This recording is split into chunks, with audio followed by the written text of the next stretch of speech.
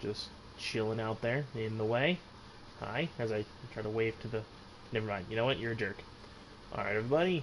This is Bobby and Yagi. Right now, just Bobby, and I'm gonna do a series that I want to start on basically how to hunt a monster, the ins and outs of the movements and the things that they do. And so, despite the fact it's probably not as necessary, just because this monster is, the first monster you're really going to be fighting in terms of large monster hunts. But I'm going to start here anyway. So we are going to fight the Great Jagras. Um, so, starting off in the game, this thing is kind of your really blasé monster. I hate to say that because all the monsters in this game are actually really pretty freaking cool.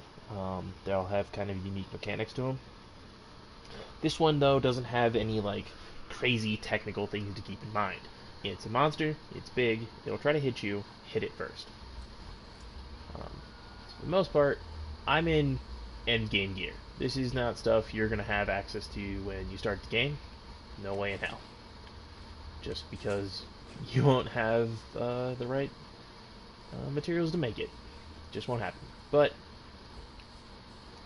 you will be able to figure out that this is, I'm using a lance, not a gun lance, despite the fact that the tip looks like it should shoot off any number of things.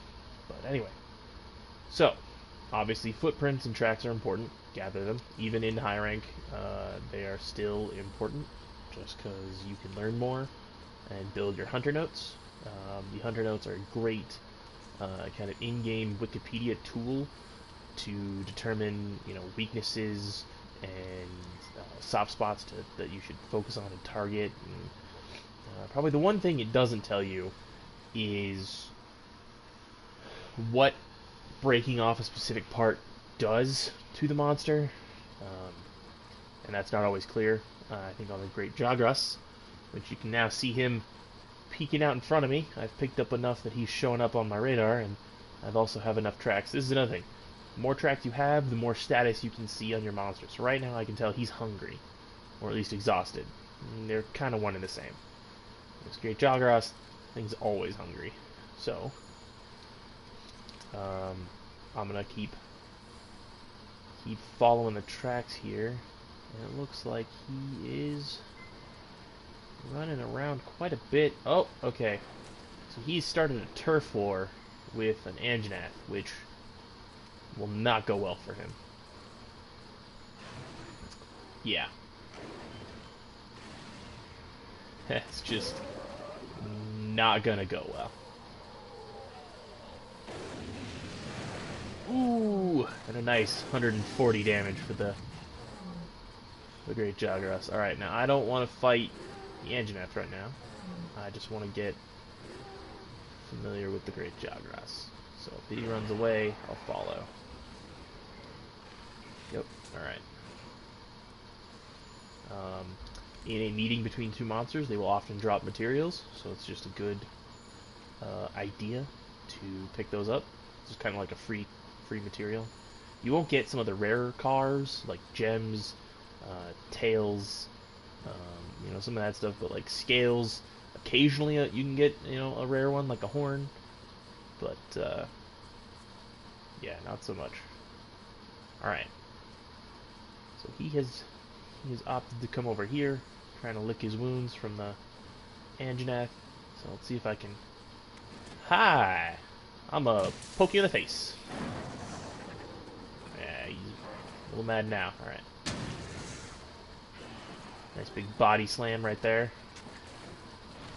Alright, now Oni has taken his attention, so we can just kind of see how he acts. Yep. So a lot of his moves are pretty straightforward. He's got a big wind-ups. He doesn't terribly move very fast. I can say in higher ranks, I'm pretty sure the monsters do react and move faster. So So I just broke apart on him. I believe I broke his main, but honestly, I'm not entirely sure what that does besides just kind of making it a weak point. On this guy, I don't think there's, like I said, I don't think there's a lot of additional technicals to worry about, like severing tails, breaking off certain horns, or focusing on the feet to break any of that off. Now, he's a pretty standard monster. He's got a lot of lunging attacks. Tail swipe right there. Yep. So, I want him to go eat, and we can show you what he does when he's all fat and plumped up on eating some creature. Alright. So maybe the next time I do this, I will bring a much lower tier weapon, because he's already hurting. You can see the skulls on the little mini-map there. That refers to the monster being really injured, and most monsters at this point, unless you corner them, are going to try to go to their sleeping area, their nest, and basically just kind of they'll go to sleep, which leads to two different options, usually. The first being to continue to fight the monster, and the second being to capture the monster. Capturing a monster when it is flash and skulls is a really good idea. They are weaker and they're just, your chances are effective. You're not going to have to burn through a bunch of your tranq bombs. You're just going to have to hit it twice, as long as it's, and then hit with a capture trap of some kind, either a shock or a pitfall trap. So the other option, if you continue to fight it, you have another option there, is you can use bombs, sleep bombing. All right, guys, you need to back off.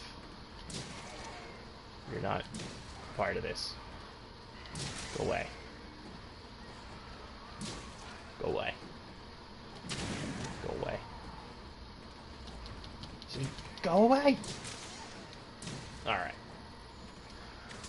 Sleep bombing, which is essentially having large mega bombs prepared. Like the one you know what? I actually have. So this is sleep bombing. You would walk up to them, you would put down this bomb. If you have to, I'm not going to use two, but if you have to, use two. And then someone would blow it up. And the thing to keep in mind is that anytime you hit a sleeping monster, the damage is doubled, but it's the first hit.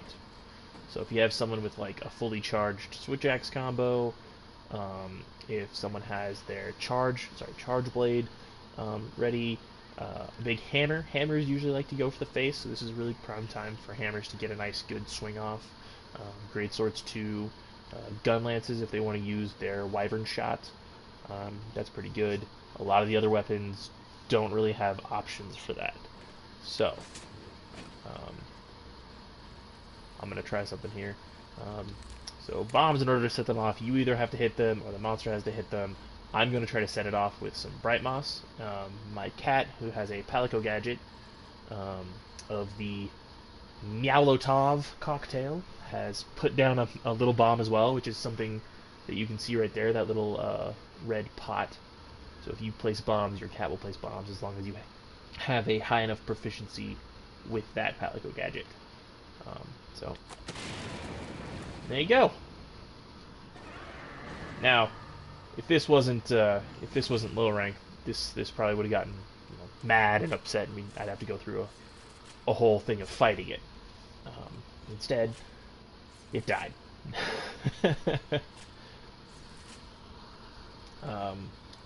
So this monster is fairly easy for beginners. It's a really good training monster.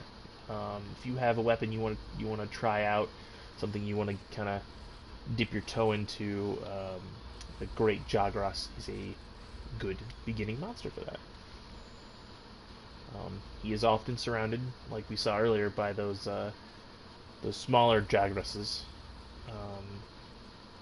which they're not terribly loyal. Like if you remember the hyenas from The Lion King, which is a strange reference to make in a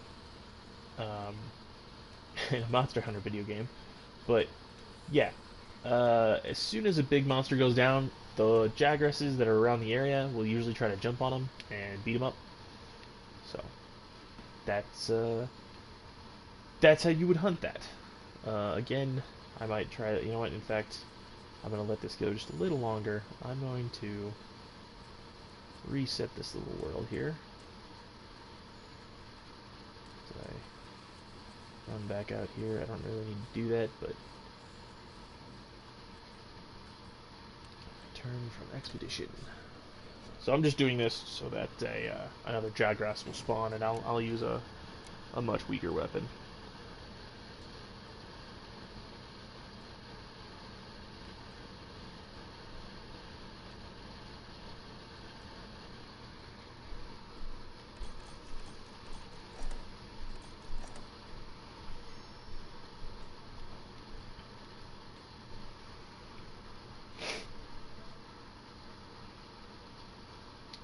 Some of these tips are actually really helpful. I have often forgotten about some of these.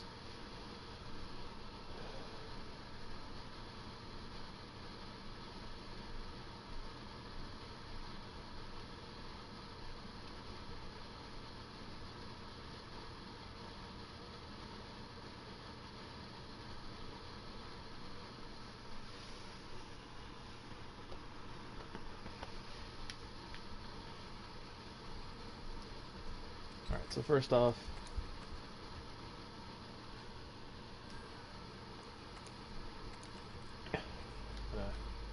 take off some of my crazy awesome stuff. Let's go with you know what? Let's go with just a standard lance. Bone blade, lance, bone blade, lance, bone blade, lance. Um, you know what? We'll go with the bone blade. It'll make a small difference. All right. So I am also going to take. Oh, I was going to take capture gear. Essentially, just gear that you can use to capture monsters. But essentially, that's pretty self-explanatory. You get two different types of traps in this game: a pitfall trap and a shock trap. You have trank bombs, and essentially you're just waiting until the monster gets tired enough. You put down a trap. Hopefully you haven't been doing a bunch of traps, because as you use traps, monsters become more resistant to that particular type of trap. So you put down a trap, you hit it with some trank bombs. If the monster has become more resistant to those traps, say if your Palico is using the bug trapper gadget, it comes with a thunderbug trap that your cat will sometimes put down. So if your monster has become exceptionally resistant to those traps, go ahead and hit it with trank bombs before you hit it with the trap. I don't know, if it's flashing skulls, 2 trank bombs is usually good enough. You can always go for more. You can carry up to 8, but they are I'm not gonna say hard to make. You need a parashroom and a sleep herb, and that will make you a trank bomb. And keep in mind, you'll just throw it at your feet, so don't think that you're gonna be hucking this thing down anyone's mouth, like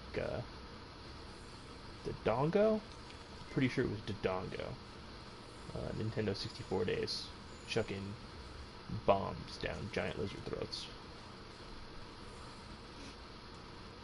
All right. Dun, dun, dun, dun, dun. So same setup. I'm picking up tracks to follow this. The Great Jagras does not have like a wide area that it travels.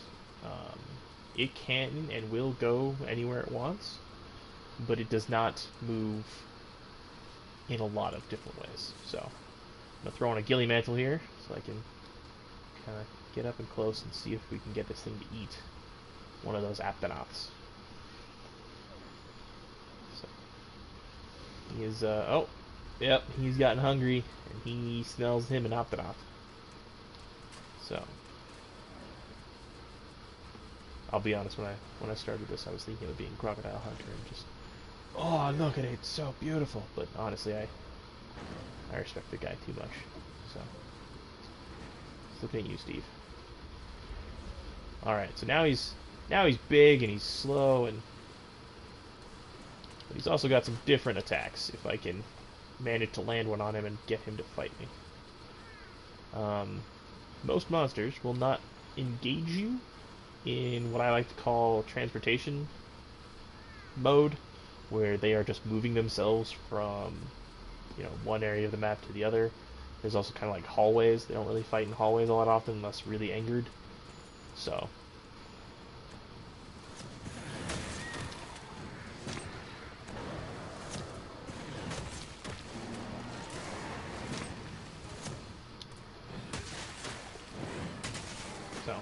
I'm just getting some damage in on him, and now he will do that belly roll if you are on the side of him. He also decides to projectile vomit, which is honestly pretty gross. Not gonna lie.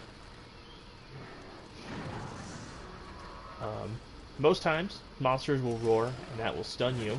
So keep in mind that will create a big belly bump. A large opening for you to take damage.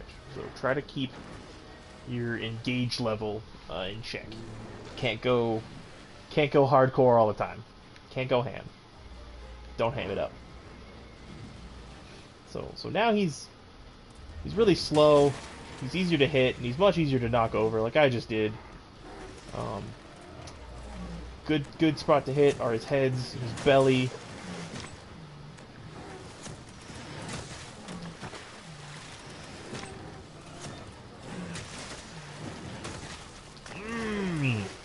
And if you hit him, you can enough in the stomach, you can actually kind of cause him to lose his lunch.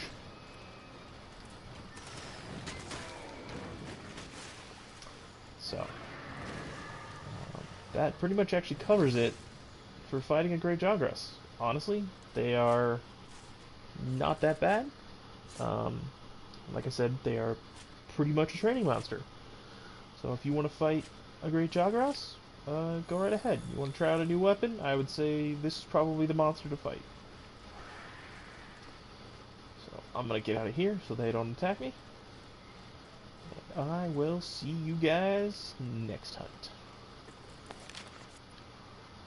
Actually, no. Before I do that, sorry, side note, little switch. Gonna add some time to this. Editor's gonna hate me. Hunter notes. So at the end of this, I will show hunter notes. So here's what I have. This is all the information I have on a Great Jagras. It is maxed out. So the physiology, their weak points are their face, their front claws, and their belly, obviously. Their back is also breakable. That doesn't really seem to do much.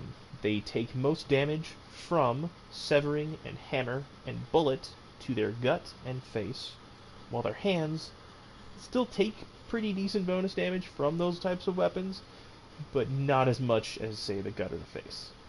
The elements that they are weak to is listed up at the top right there, and then the ailments they are weak to listed on the bottom right. 3 stars is the highest it goes, so this guy is super weak to fire damage. He is completely immune to water damage. Thunder and ice he's not particularly fond of, and dragons just kind of like, it's there. It does a little bit, but not like crazy amounts of bonus damage. He is super susceptible to any type of ailments though. Blast, which is something you basically build up and then the monster will explode. Paralysis, which will cause the monster to spasm and just basically stand still for quite a while, allowing for some really good hits to get in. Sleep, which is a thing you can do. You can force sleep on a monster, which they will just fall asleep wherever they are. Poison, which will do steady amounts of little damage to the creature. And stun, which is just beating them over the head until they kind of stop moving and see stars. Usually it's, I think it's referred to KO, where you want to KO a monster and they'll fall over and they'll stay down for quite a while. So that is how to hunt